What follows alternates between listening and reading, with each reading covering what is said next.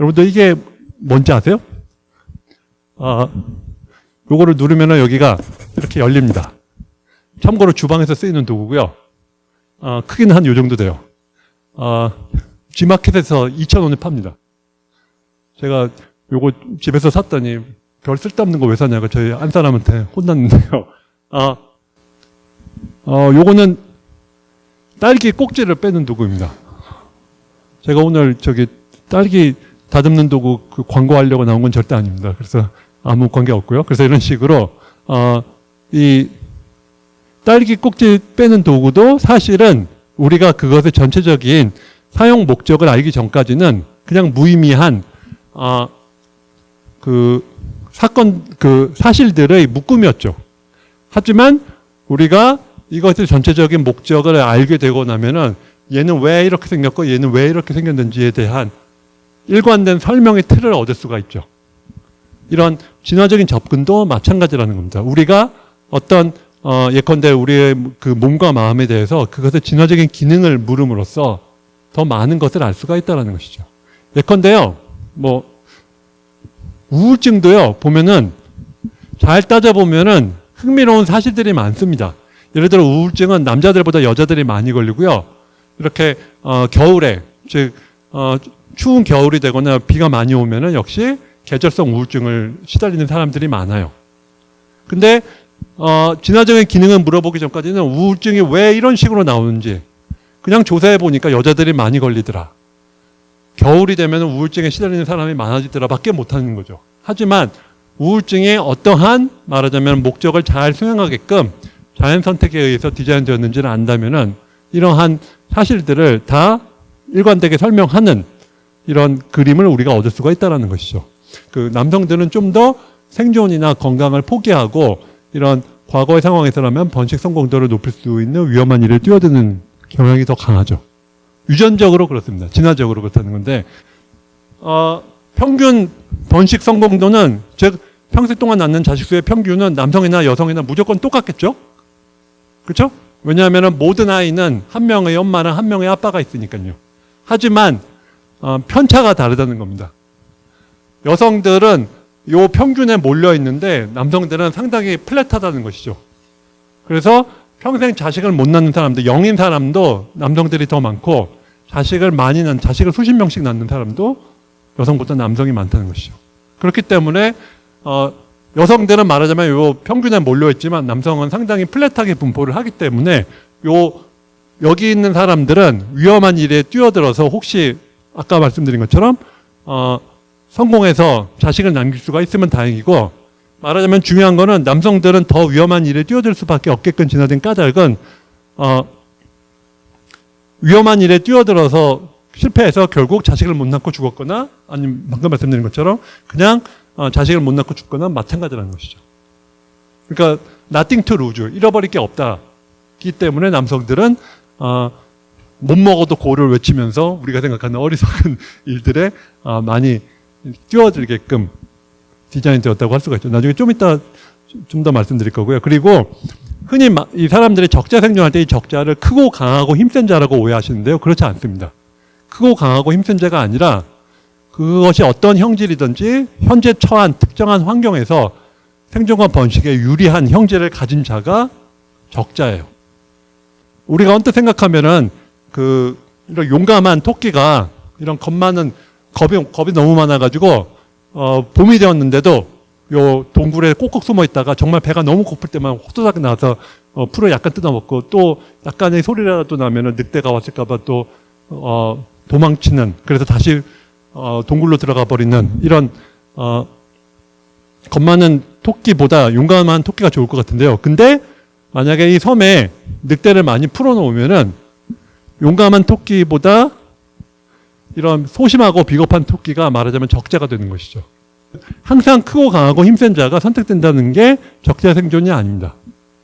그래서 인간의 마음도요, 이런 자연 선택에 의한 진화에 따른 복잡한 적응의 좋은 예가 됩니다. 인간의 마음도요, 이런 마치 누군가가 의도적으로 설계를 한 것처럼 이런 여러 가지 문제들을 잘 해결하게끔 설계된 연산장치죠. 참고로 우리 인간은 그 한 500만 년 전에 침팬지의 공통조상이랑 아프리카에서 갈라져서 쭉 진화를 해왔거든요. 그러니까 500만 년이랑 그리고 1만 년 전에 농업사회 그리고 수백 년 전에 산업사회 요거가 사실은 어마어마한 차이가 있습니다.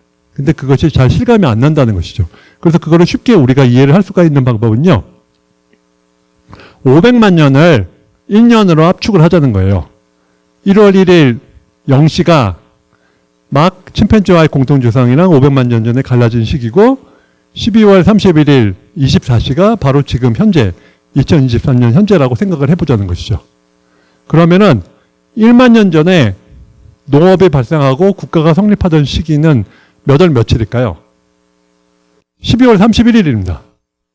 364일 동안 수렵 채집 생활을 하다가 12월 31일이 되어서 오전 6시에 농업이 시작되었어요. 그리고 오후 3시에 최초의 도시가 성립이 되었죠. 그리고 산업혁명이 시작된 거는 밤 11시 40분입니다.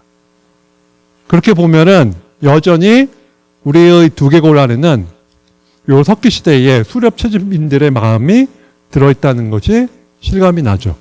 그러니까 뭐 이런 클레오파트라, 뭐 단군 조선, 야, 이것도 되게 옛날 같은데, 이런 어떤 농업 시대에는 사실은 우리 인간의 마음에 영향을 끼치기에는 너무나 최근이라는 것이죠. 그래서, 요 수렵 채집 시대에, 무슨 뭐 우리 조상들이 해결해야 될 문제가 뭐 그렇게 많았겠어. 그냥 아침에 일어나면 그냥 먹을 거 찾아 먹고 그러면 되는 거 아니야? 라고 또 많은 분들이 생각을 하시는데요.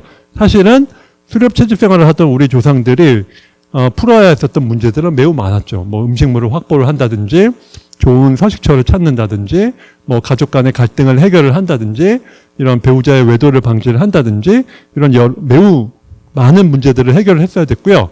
그리고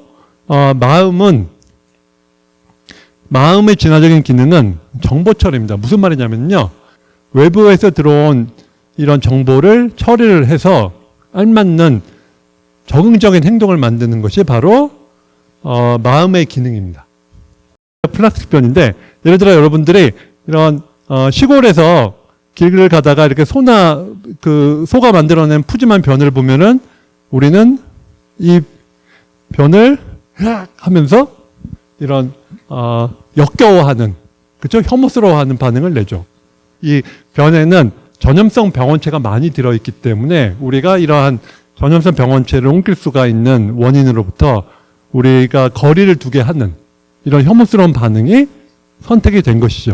즉 어떤 특정한 이런 외부적인 자극이 행동을 만든다고 우리는 오해하는데 그렇지 않다는 것이죠. 자극은 그냥 그 자극으로서 있을 뿐입니다.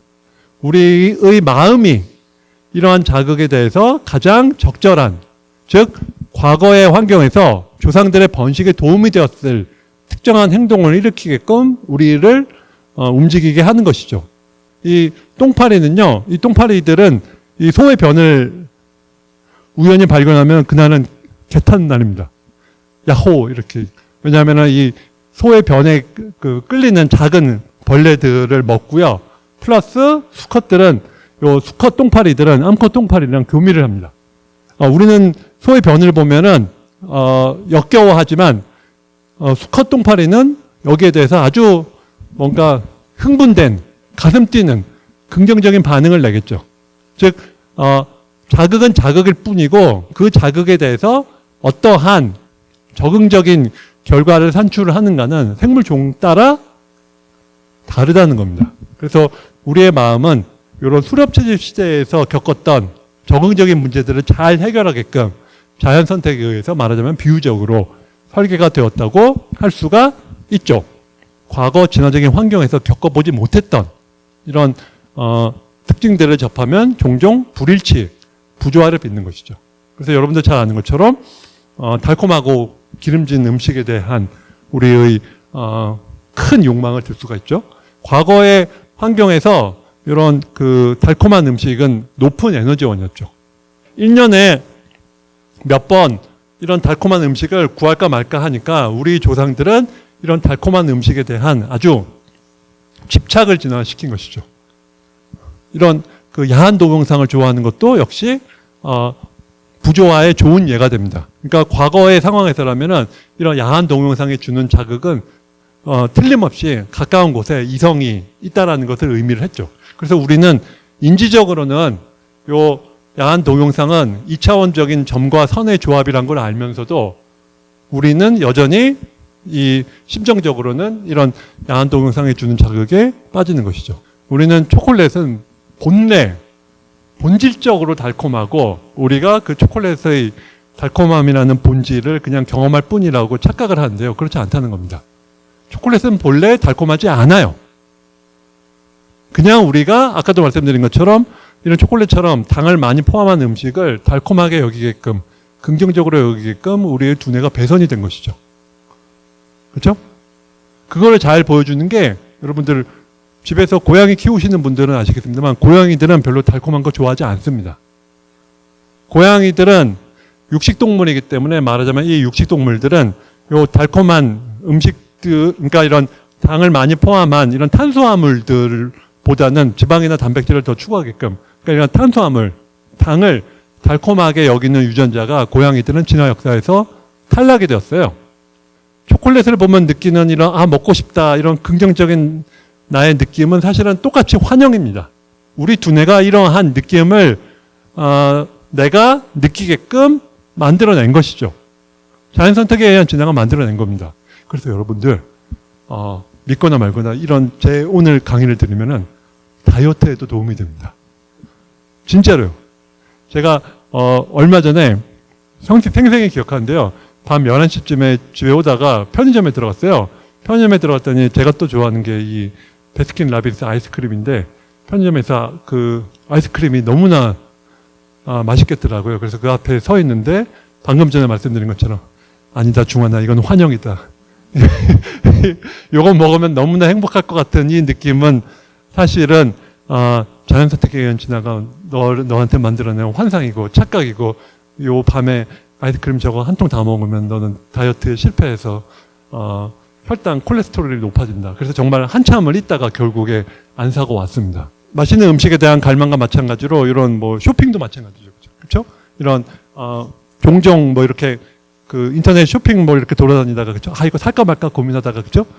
구매 확정 버튼 딱 누르면은 그때 그 큰 기쁨 그리고 저기 택배 아저씨가 언제 올까 이렇게 기다리고 그 짜릿한 쾌감이 있죠.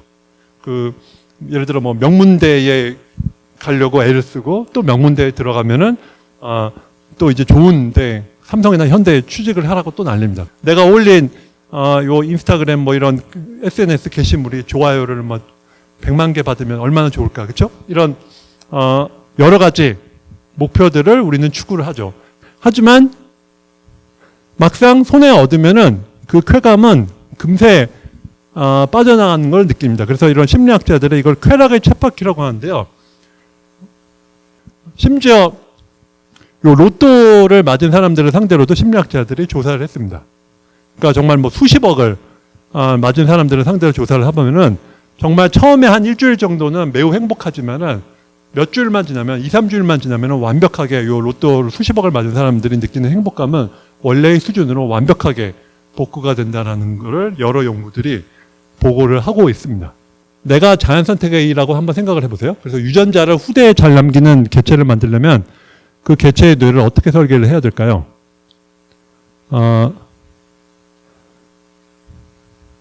어떤 생존과 번식에 도움이 되는 목표를 과연 이루면은 짜릿한 쾌감을 느끼게끔 뇌를 설계를 하면 되겠죠. 그리고 그 쾌감이 계속 오래오래 유지되면 곤란합니다. 금세 사그러들게 디자인을 해야 되겠죠. 그리고 목표를 이루면 찾아올 쾌감을 실제보다 더 크다라고 착각하게 과대평가하게 설계를 해야 되겠죠. 그래서 하나하나 살펴보면은 이렇게 결과적으로 우리 인간의 경우에는 과거 수렵 채집 생활에서 조상들의 번식에 도움이 되었던 목표, 예컨대 이런 맛있는 음식을 먹으면은 짜릿한 쾌감을 느끼게끔 우리의 두뇌를 자연선택이 디자인을 할 필요가 있겠죠. 그리고 이렇게 그 몸도 신경을 쓸 뿐만 아니라 이렇게 무심하게 운동 좀 했다. 이렇게 해서 사회적인 인정, 좋아요를 많이 받게끔. 그래서 사람들이 여기 댓글로 뭐, 야, 대단하네요. 님 짱, 뭐 이러면은 이런 사회적인 인정을 받으면은 결과적으로 자신의 평판이 올라가고 지위가 높아지는 거니까 역시 짜릿한 쾌감을 느끼게끔 설계를 해야 되는 것이죠. 그리고 쾌감이 금세 잦아들게 설계를 해야 되겠죠. 그죠? 그러니까 아까 사냥에 성공해서 배부르게 저녁을 먹었는데 내일 아침이 되면은 배가 금세 꺼져가지고 또 고단한 사냥에 나서게끔 우리의 마음을 만들어야 되겠죠. 이분은 저희 아들인데요. 그래서 이렇게 보시면은 지금은 중학교 2학년이 됐는데 이렇게 저희 아들이 이렇게 레고를 좋아했습니다. 그래서 저는 아들과의 가정교육에도 이런 진화적인 관점을 활용을 하기 때문에 아들이 이렇게 뭐 예를 들어 뭐 이렇게 엄청나게 비싼 레고를 사달라고 해서 제가 큰맘 먹고 사줬어요. 그러면 뭐 한두 달 지나면 또 똑같이 비싼 몇십만 원 드는 레고를 사달라고 난리를 칩니다. 그럼 제가 이렇게 이야기를 하죠. 응? 너 저번에 수십만 원짜리 비싼 레고 샀었잖아. 샀지? 어땠어? 아, 좋았지. 근데 지금은 어때? 아무렇지도 않지. 거봐. 어차피 일주일 지나면은 완벽하게 행복한 기분은 사라지는 거야. 근데 뭐하러 또 비싼 돈을 들여서 레고를 또 사야 되겠냐? 원래 이 쾌감은 금세 사그라지도록 자연선택에 의한 진화가 우리 두뇌를 설계를 했거든? 아빠 됐고 사줘. 막 이래가지고. 예. 지금 말씀드린 게 단순한 어떤 진화 생물학자들의 가설이 아니라 실제로 많은 증거들을 통해서 밝혀지고 있는데요. 예컨대, 사람 갖고 할 수가 없으니까 이런 원숭이들을 갖고 실험을 합니다. 그래서 원숭이들을 예를 들어 입에다가 갑자기 이렇게 주스를 똑 한 방울 떨어뜨려줘요. 그리고 뇌 부분에 이렇게 전극을 설치를 합니다. 갑자기 입에 주스가 떨어지면은 이렇게 도파민이 뇌에 많이 분비가 되는 것이 관찰이 됩니다. 여기까지는 당연하죠. 그리고 학자들이 또 실험을 했어요. 이번에는 초록불이 켜진 다음에 뭐 한 10초 후에 주스를 떨어뜨려줬습니다. 즉 초록불이 켜지면 좀 있다가 주스가 떨어진다는 것을 학습을 시킨 것이죠. 그랬더니 흥미로운 건 뭐냐면은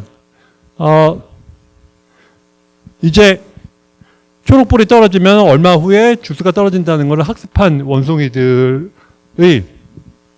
주스가 떨어졌을 때보다 초록불이 켜졌을 때 더 짜릿한 쾌감을 느꼈다는 것이죠.